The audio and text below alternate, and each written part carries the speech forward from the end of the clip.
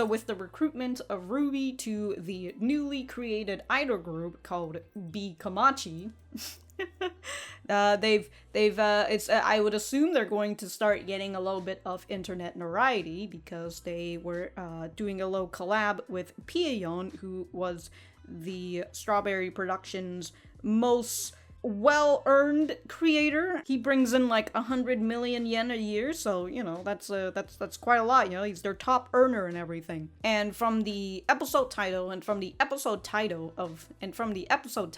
is Egosurfing, I wonder who's doing that. Well, we'll just have to see in this episode, huh? But if you guys enjoyed the content, remember to leave a like on the video and subscribe if you haven't. And if you didn't like the content, dislike the video, and we'll be on our way. Let's get started. Oh, oh no. Teasing you.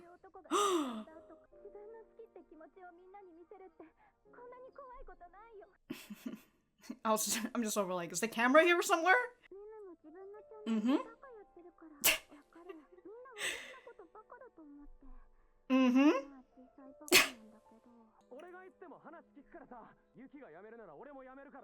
Damn.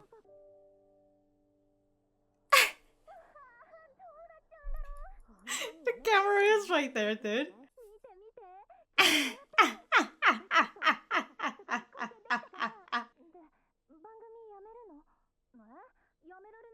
Of course not, yeah, she's just bringing in the fucking views, dude.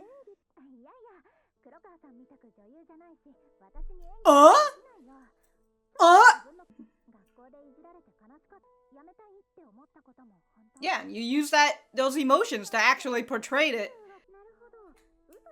You weren't lying, but exaggerating. Here she is, writing more notes.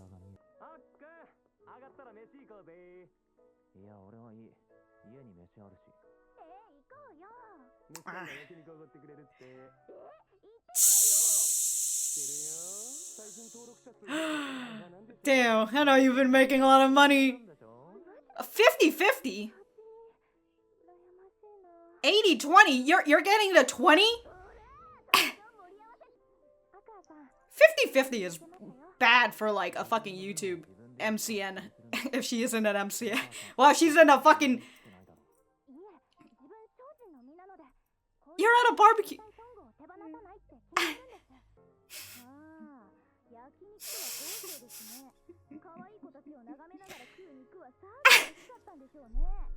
She's so jealous. She's... Oh. He's just happy about the meat. Oh, just you wait until you hit 25 again.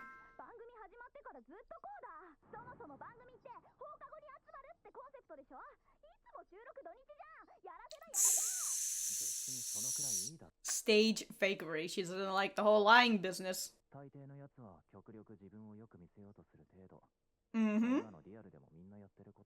Of course, everybody wears the mask at a singles party.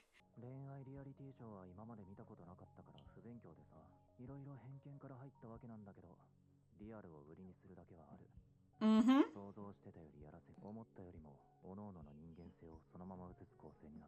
Mm-hmm.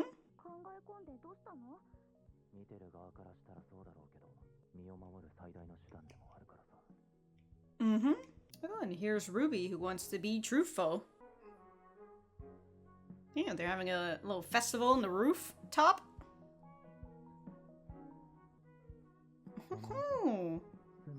Oh, wow. And it took center stage.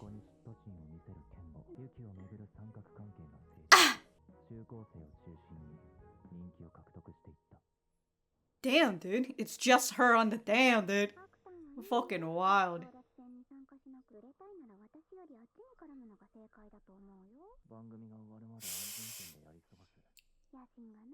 Not very ambitious. Mm-hmm.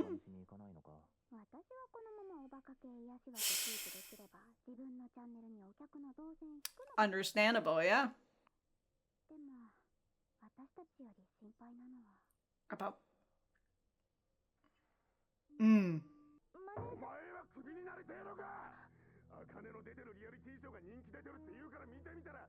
She's not even. Yeah.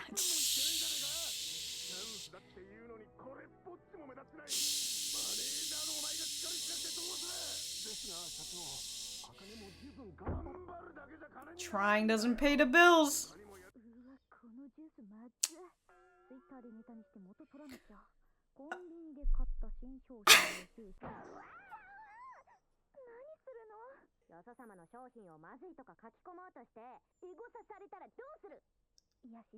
They're Egosurfing, dude. Yeah. Some people even get alerted by it, dude.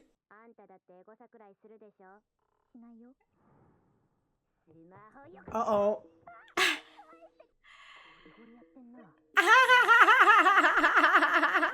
You even added cute. I like that, 9 out of 10. Understandable. TikTok. Oh my god. She was originally a TikToker. Of course she was. Oh.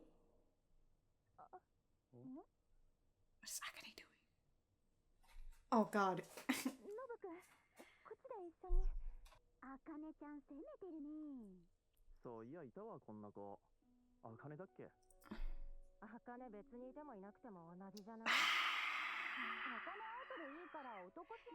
Oh. Oh.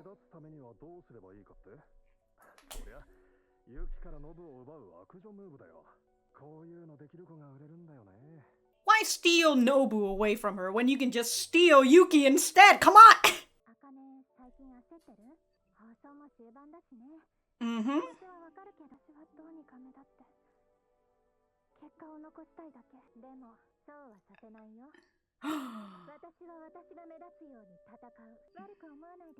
See, look, like I said, that's why you gotta fucking aim for Yuki. Don't aim for Nobu. Get this man out of here.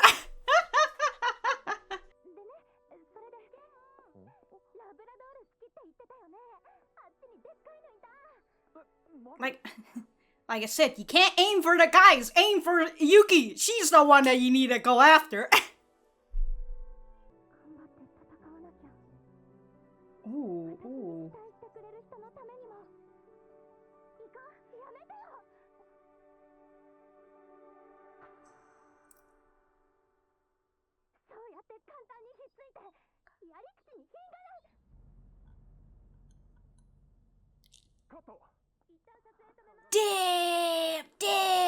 Damn, fucking cut her with her own fucking.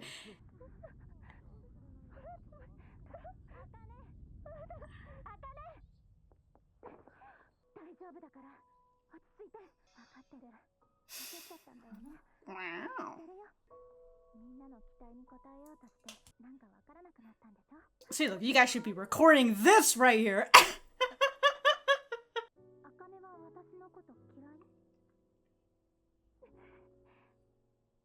Damn, dude, she fucking shook her whole body.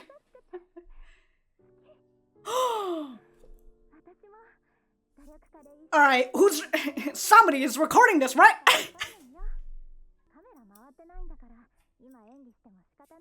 Boo! This would be so great for the Yuri community. Hello? Hello?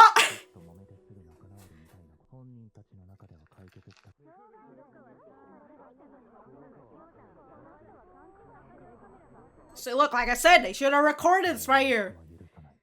Yeah, Jesus Christ, dude.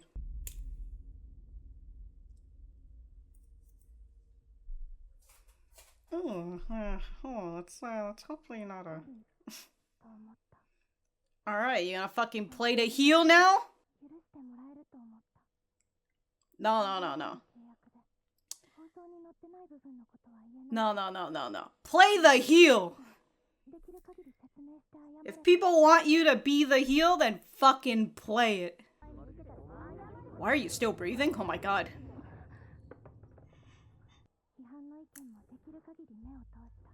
No, don't look at the criticism on the internet!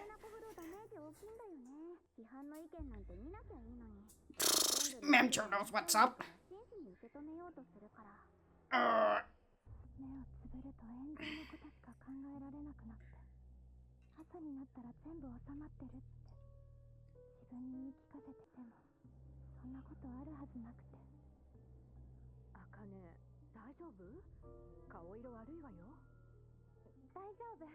Oh, I mean, she hasn't been eating. Oh, you're gonna go to school after?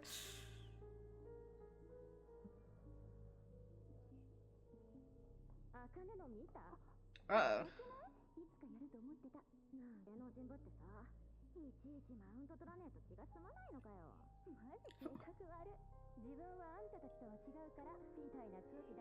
No, she's just working really hard, but people don't understand that.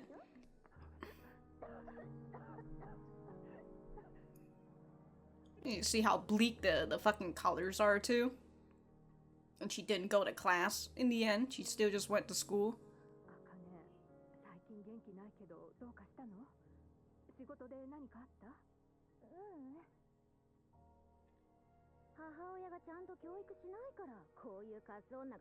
Oh shit, you fucking talking about her mother now? Wow!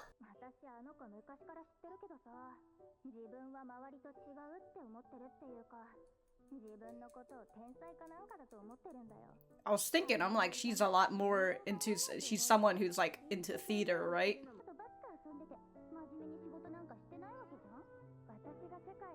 People don't see the seriousness, sorry, the hard work that people put in.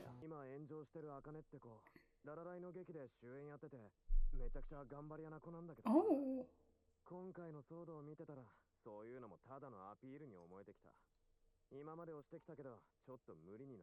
Damn! Holy shit!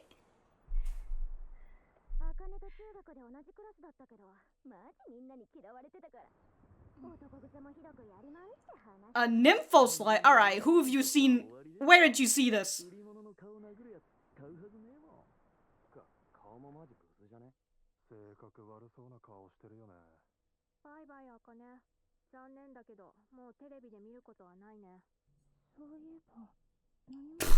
Yeah, how long, when was the last time you fucking ate?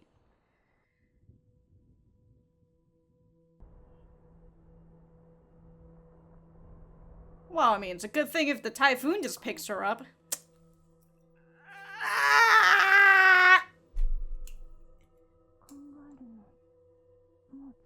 It's the word that just hurts me the most. I'm tired.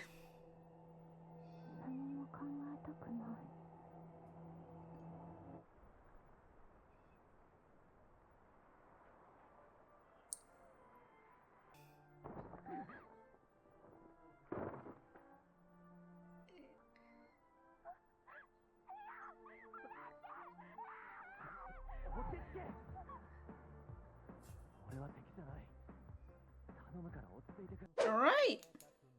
Man's just out here. I mean, she did say she was gonna go out and get something, so he's just like, well, fuck. There was another light, right? Somebody was outside there? Alright, what did we learn in this episode, kids? The internet sucks! Alright, well... Oh, thank you. Thank you. Alright. Alright, we're gonna... Well, I mean, I'm gonna go write some notes, and then we'll be back to the center. Alright, so that was episode 6 of Oshi no Ko. Let me know what you guys think about it in the comments down below. You know that I always like talking to you guys. For me, I thought that this was a great episode, you know, made me feel a lot of negative emotions, so good on them, you know, 10 out of 10, would not want to watch again. But yeah, it brings out, I think I've already talked about this and how, like, I think the show really brings out the whole, culture of the internet, you know, the internet culture and how it affects everybody in the modern world. Because, you know, back in like 2010s, the early 2000s, the internet was still relatively new, whether if it was actually out there in those times, but well, I mean, it is still, you know, very relatively new. Not a lot of people know about it, nor do they really trust it, but now here we are in, you know, the 2020s, and it has incorporated into our everyday life. You know, kids are literally growing up with social media and the internet and everything. And I really like and how it showcases the big impact that the internet has on people, right? For someone like Akane, as Memcho says, I'll be honest, I was gonna do my usual thing and just go through the entire episode, but I don't really want to do that. I don't really want to do that. I'm just over here just absolutely fucking hurting right now, and but anyways, as Memcho says, someone like Akane, who's very earnest, you know, reading these comments are going to hurt them a lot more because they're going to take it very seriously. And we can kind of see with what Akane was doing, where she's just like, oh, I gotta look at their criticism and know I gotta figure out how to better myself through their criticism. But the issue is that it's not criticism. You know, these people who are out here writing these harmful comments, these are not criticisms. And it's, you know, it's hard for Akane to accept that these are just the sort of fucking comments that people would just leave on the internet, because it's so easy for them to just type it out on the keyboard and say all these, spewing out all these really, really mean things, right? And it's an unfortunate thing, but if you're going to be on the internet, you know, you're gonna have to end up growing very, very thick skin, because if you don't, and you let these overwhelming comments take over you, and also if you're going to keep ego searching yourself, it's going to be very, very difficult for you to be able to function. And as I continue with the whole kids are now integrated into social media, when in reality they really shouldn't, but it gets into this new whole thing of cyberbullying, you know, that whole topic back in like the 2010s and all that, when people are like, oh, cyberbullying, they're bullying you on the internet? Psh, just turn it off, you know, just don't look at it. And also, and I remember back in those days, yeah, it wasn't really taken all that seriously, like, because again, you're being bullied on the internet, you're not actually being bullied, right? But now here in the 2020s, where social media has been integrated into you, into you, yeah, they have a chip and they stick it in you when you were born, but when the, you know, with social media being integrated and like kids are all using their phone and they're all on social media as well, cyberbullying is really a true thing nowadays. And the thing that sucks is that it's really hard to stop cyberbullying, because you can block them and all that, but they're still going to continue doing whatever they're going to fucking do. And some people are very persistent, you know, they will eventually make new accounts just to continue to pester you and bully you. And I don't know why I'm putting that in quotes, but it can also be brought out into the real world, as we can kind of see with Akane going into school and, you know, her not wanting to go to class, so she just ends up in the bathroom, and then she hears these girls talking because they've been having, I assume, discussions on social media as well about Akane. And so, you know, we've got these kids who are just fucking talking shit about her IRL. It's something that's being brought from social media into the real world, and it's again, everything is very closely knit with each other, and it really sucks. And I feel like I'm just starting to sound like an old person, where I'm just like, the internet sucks, kids, don't go on the internet, and that whole thing, even though I was literally raised by the internet. And this kind of, it goes back to, no, not goes back, but this kind of go onto my other point, which I should have talked about first, but I didn't. And this point is that if you're a first-time viewer, if this is for some reason the first time you've seen this episode, albeit I feel like if you're really just here for the reaction, you probably won't even be here. But if, you know, this is your first time watching me, this is your first series with me and all that, and if you see me laughing or joking about something that's like a very serious subject, you just have to come to the understanding that me doing this is very much a defensive mechanism, because what I've learned from, you know, being growing up and all that, growing up with the internet, being raised through the internet essentially, but also having a family who tends to make fun of me when I cry, and again, being raised by internet, I've come to the understanding that people don't like it when you cry, because that's just a big boo-hoo moment, you know? Oh, boo-hoo for you, everybody has their own fucking issue. So why the fuck should I care about you just because you're crying, right? So that's the reason why I have the sort of, like I said, that's why I have the sort of that's why my defensive mechanism is to joke and to laugh about it, because if I don't, I'm just gonna fucking cry about it, and it goes back to the issue of boo-hoo, you're crying on the internet. Who gives a single fuck? So I just want to point that out, you know, don't get mad if you see me laughing like, oh, you're not taking it seriously or anything like that. Anyways, did I mention in this cut that I wanted to keep this discussion short? Well, anyways, the one thing that that they're showcasing us through with all the internet comments and all that, right, with people talking and making these fucking rumors essentially about Akane, like, oh, I heard she's a nympho slut, or oh, she's hanging out with all these dudes in the back and she's probably not even taking her role seriously, right? And people are just having odd rumors that makes no fucking sense, you know, that there's no evidence, no backup, but of course it's the internet, and it doesn't matter if you have evidence or not, you're going to get fucking crucified the moment the internet decides that they're going to crucify you. And, you know, essentially, they're on a witch hunt, and Akane is currently the witch right now. They want to burn her at the stake. We kind of see with what Yuki says, you know, I know you're a hard worker, I've seen you try your best, you know, and even Memcho realizes that as well, as she says, I'm worried about Akane, you know, everybody has seen that she's really been out here writing notes and all that, to which, by the way, in terms of her notes, right, she's just been writing one-page notes this whole time.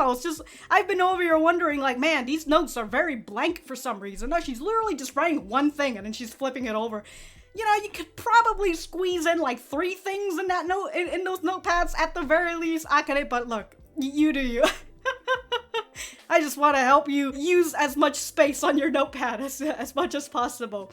But yeah, we have the people in the back who understand how much of a hard worker Akane is. However, if you are outside of that background, you know, if you're not in the backstage and everything, you're not actually watching them, you don't see the hard work. You only see the results. And thus, in this case, the result was Akane getting a little desperate and scratching Yuki's face, and that's the only thing that the internet sees, and that's the only thing that they care about. You know, they don't care about whatever was happening behind the stage, whether Akane and Yuki made up with each other and all that, right? Who gives a shit? This is the only evidence that we need, and we're going to fucking go after this fucking bitch, right? And God, the one thing that also showcases how much the production crew doesn't really fucking care. And of course, that's the whole spiel that we've had with Aqua talking about how the entertainment industry is just the giant fucking shit show. And that's how it is with the production crew and how they've decided to put in this part of the episode, right? Because, like, they don't care about how the audience is going to flame Akane. They know that it's going to get them the views, and they're going to fucking do it. It doesn't matter what is the result. And oh my god, if Akane ends up killing herself, oh, just imagine the fucking views that they're going to get, right? And it's god-awful. It's god-awful. And of course, with what they said about, like, the contract, oh, with my contract, I can't tell people what happened backstage, because the whole thing is that everything is supposed to be happening on camera, right? And if it didn't happen on camera, then it didn't happen at all. So she can't even talk about the fact that Akane and Yuki made up with each other. And I assume Yuki, I assume she signed the same contract, so she can't say that either.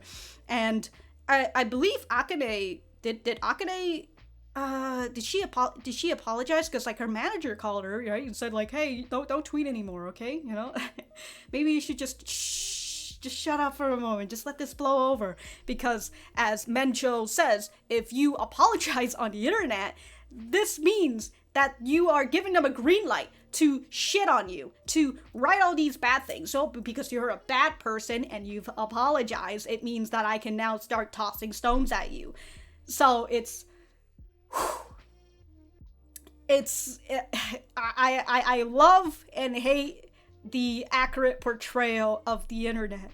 And if you have been on the internet for a very long time, you know that there are some big incidents with a certain streamer who, ended up getting bullied and trolled so much by his own audience that they just ended up killing themselves. And I remember when that was such a big thing, and like it still really hits me, and which is why this whole thing really fucking peels at me a whole lot more. I just remembered their name, and it's Etika.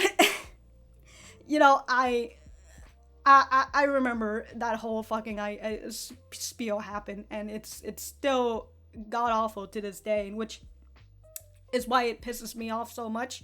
And the fact that, like, if Akane didn't get saved by Aqua towards the end, if she actually jumped off the bridge and then they found her dead later on, they found her dead the next day, and the announcement comes out.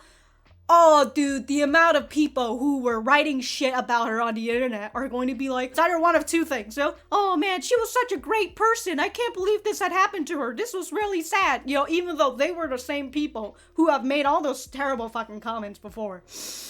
Or they're going to be the people who double down on it, and it's just like, oh, fucking great, thank the fuck God she's out of the show and out of life in general, right?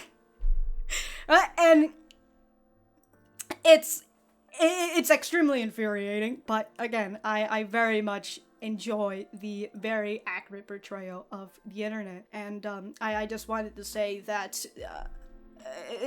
taking a social media break is a very essential thing. If you ever feel like you're feeling very sad, and you're feeling angry all the time, and you're on social media, take a break from social media, just as what people would say, touch grass.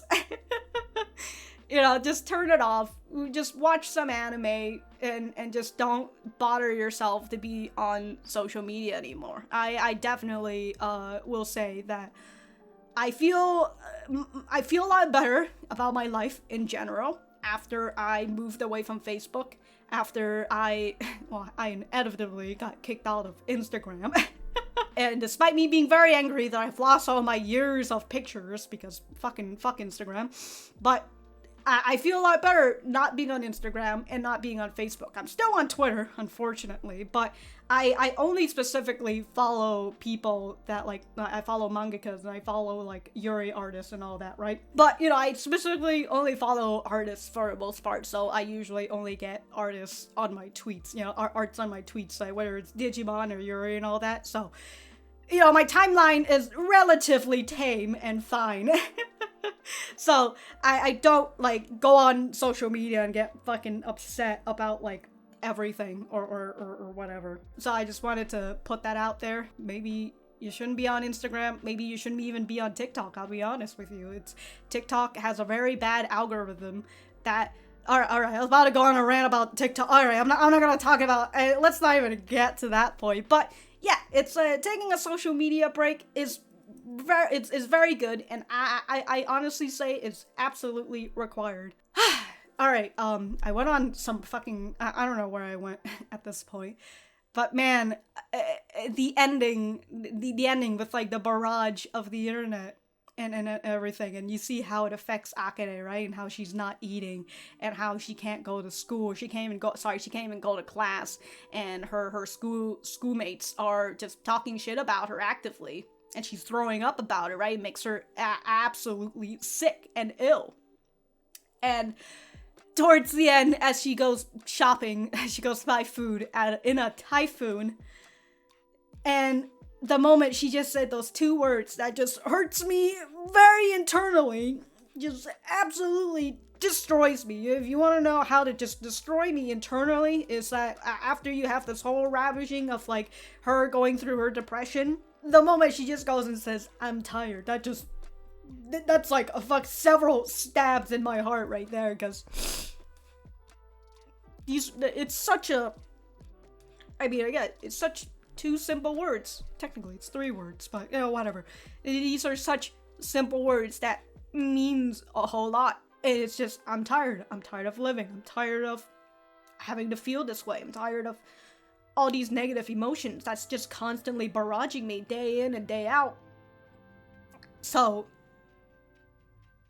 yeah, and like that almost blissfulness, right? When she stands on the rails of the bridge, that blissfulness, that feeling of like, oh, I'm finally letting everything go. I'm finally am going to be able to not be tired anymore. I'm gonna get rid of this tiredness, and I'm finally going to just off myself, and everything will just be fine and dandy after that, because, well, if you're dead, you're not tired.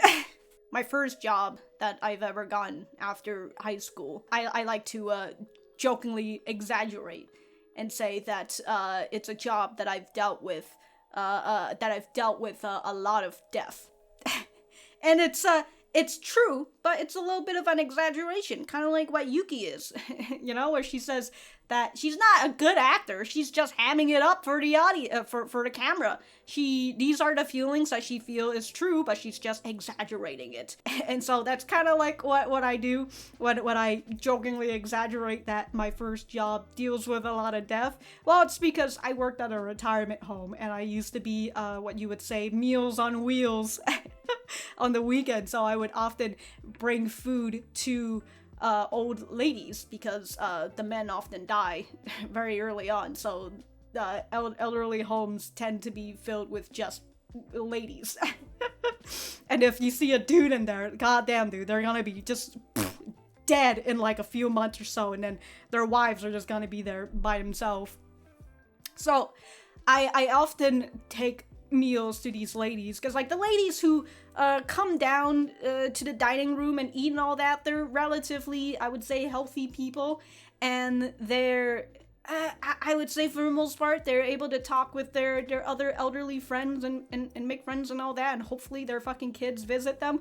But the ladies who don't come down to the dining room are the ones who are usually very near death, and it's very hurtful for me, for like an 18-year-old, to have to come every weekend to give them food that I know they're not going to eat, because they don't want to eat, because they know that they're close to death, and they're, there's this one lady who I would bring food to often. She would have like maybe 2 bites or something, and she doesn't eat after that. God, the amount of food that I've seen wasted just bringing food to these old ladies, and then looking under the fucking thing and seeing that like they had like 2 bites or something, and then I have to bring it back to the kitchen to throw away, and then I have to do it again for fucking lunch, because I do breakfast and lunch. I take the breakfast up there, they don't eat anything, I have to go and throw that away, I have to go and bring them their fucking lunch, they don't eat anything. And it goes on like that for fucking weeks upon weeks upon weeks. And I get to talk to these old ladies a lot of times, and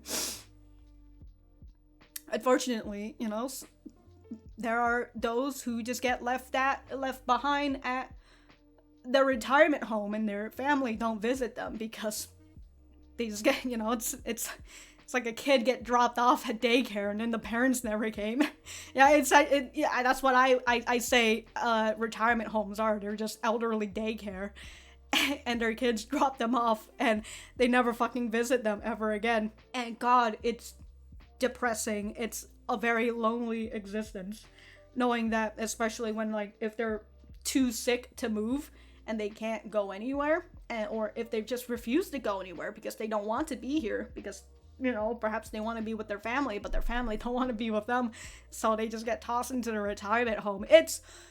Anyways, I'm saying is that it's very depressing, and that was my first job. So the whole idea of death and the whole idea of depression and loneliness really resonates with me and those old ladies who I've served and have talked to a lot of the time, who I assume are all dead now at this point, because it's been almost 10 years now, and honestly, if they're all very old people. They're like, you know, in their 80s or some shit, and 70s and all that.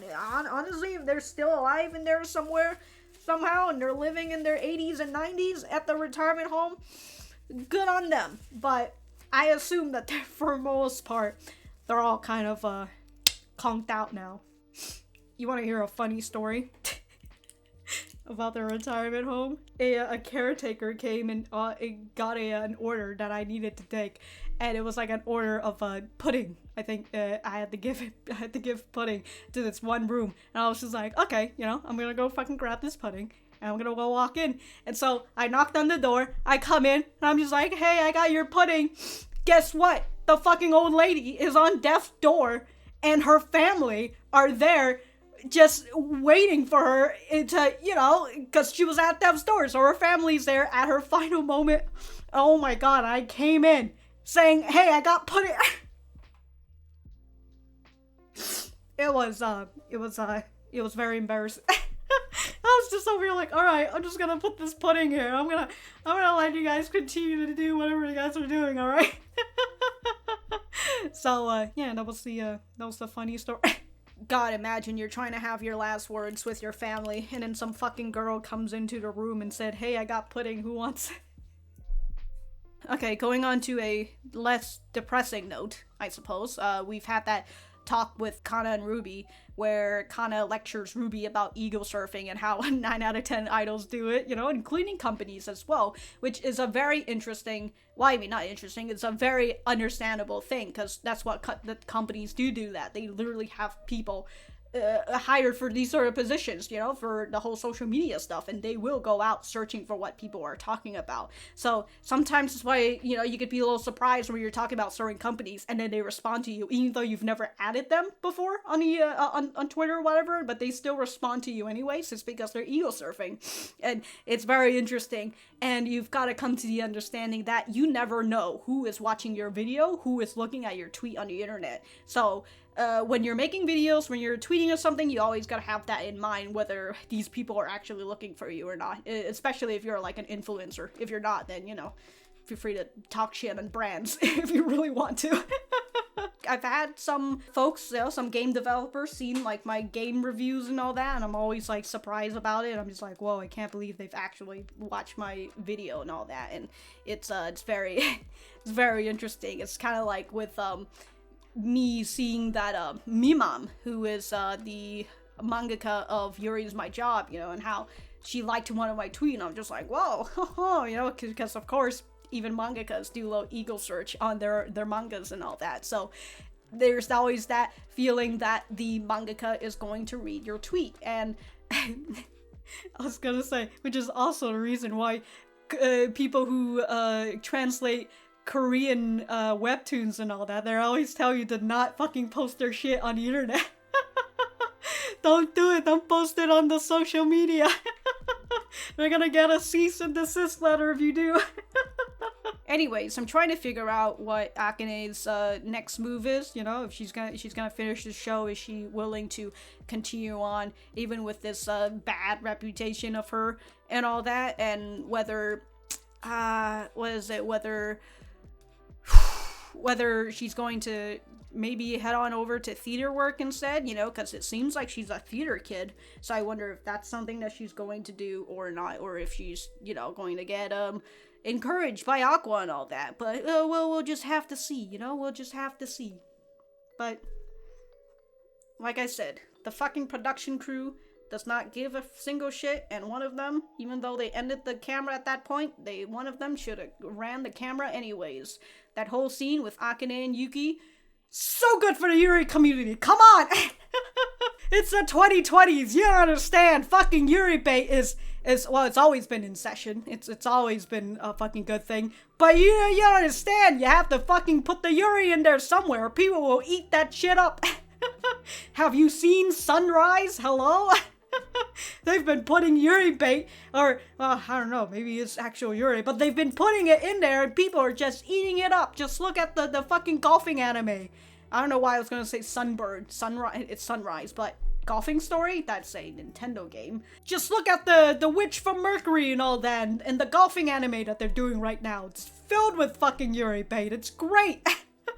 They understand if you just put the gays in there. People will eat it up. Come on now. Don't you see the fucking VTuber community out here? They're always tossing Yuri bait out on people. It's ridiculous. Anyway, I did say that I didn't want this discussion to be too long, but whatever.